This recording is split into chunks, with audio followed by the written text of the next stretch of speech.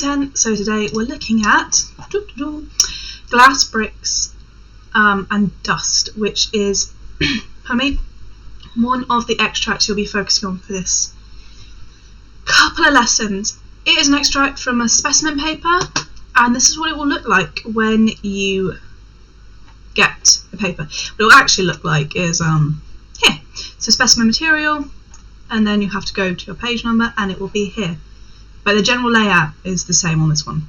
So you will get a rectangular box at the beginning, which will give you a little context to where the extract sits in the story it's part of. And that's really important for structure questions. So question 3, which is your structure one for language paper 1. I was thinking if I could read this out, it might help you, and then you can follow along and read your copies as well.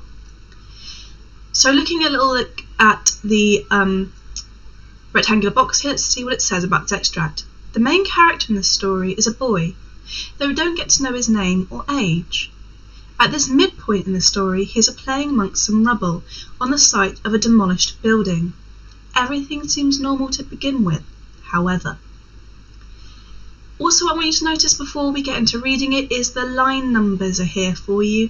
So when you get something like language paper 1, question 1, where it says, tell me X amount of things between lines, so 1 and 5, for example, you'll know it's between these lines here. So do take note of the line numbers, my apologies. If you've got a physical copy in front of you, when it comes to answering those questions, I'd highly recommend boxing out the lines that the extract you're being asked to focus on is part of, because that can really help focus you on those particular lines. Anyway, back to the story. I'll read the story now. Please follow along as I read. One evening, the boy was crouched on the top of a mound making a new town out of a heap of broken glass.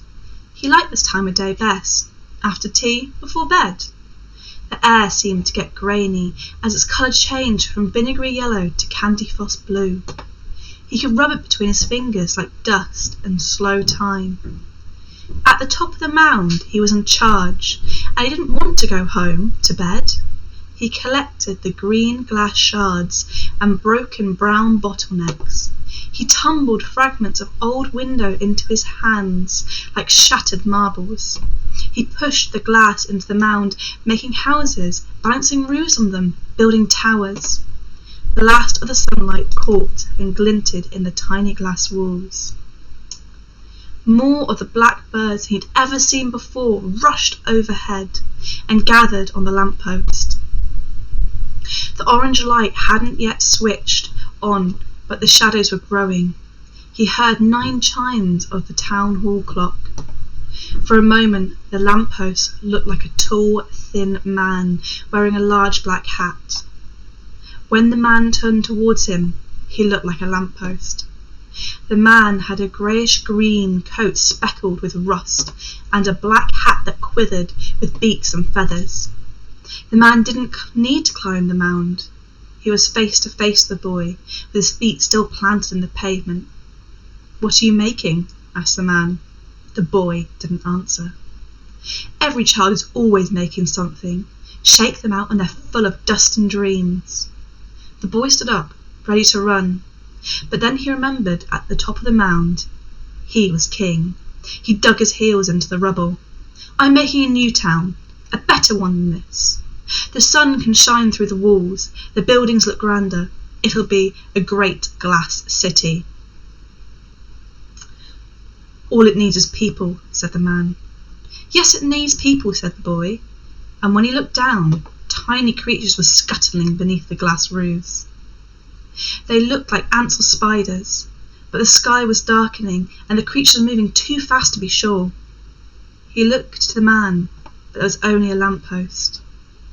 And as its orange light snapped on, the birds launched into the sky. The boy plunged down the mound and ran, hoping he wouldn't get told off for being late home.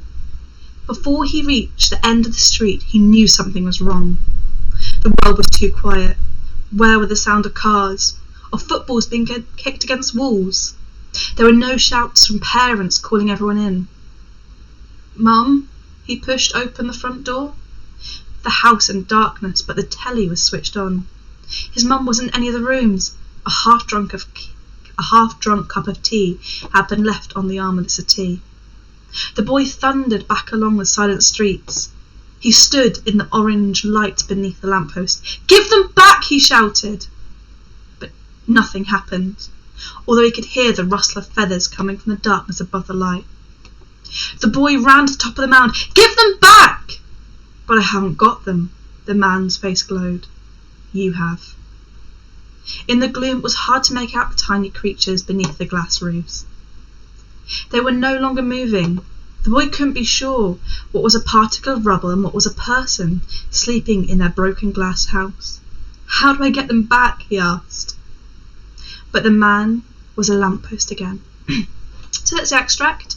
Also something I forgot to mention is there will be a glossary at the bottom of these extracts, or often there will be, with words which might be hard to understand out of context or you might not have come across before. So do give the glossary a read to make sure that any complicated vocabulary you might understand is there, because that'll really give you a bit of a leg up if you looked for the glossary before. Brilliant. Thank you, Tim.